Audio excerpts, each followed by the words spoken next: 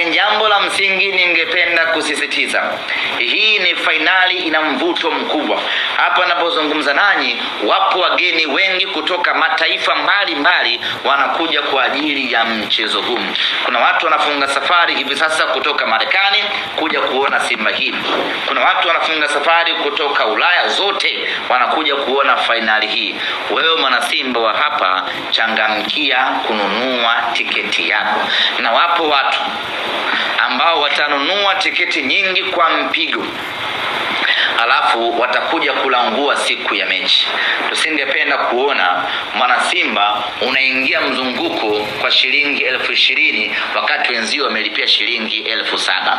Tusingependa kuona mwana Simba unaingia VIP kwa shilingi 50,000 wakati wenzio wamelipia shilingi 30,000. Kuepuka kulanguliwa, kuepuka kuibiwa, mwana Simba, nunua tiketi yako mapema ili uwe na uhakika. Tulipokwenda Afrika Kusini kucheza na Stellenbosch, kama kawaida yetu watu hawakununua tiketi. Ile siku ya mchezo kuna Mzulu mmoja akaja na tiketi zake akakaa nje ya geti. Kwa anayepita na anawauzia. Tiketi ilikuwa randi 30 sijui. Yeye akawa anauzia randi 10. Kumbe zile tiketi anazouza yule bwana zilikuwa ni fake. Kwa watu bongo kibao wakanunua hizo tiketi. Wakienda kuchanja pale wanaambiwa tiketi fake.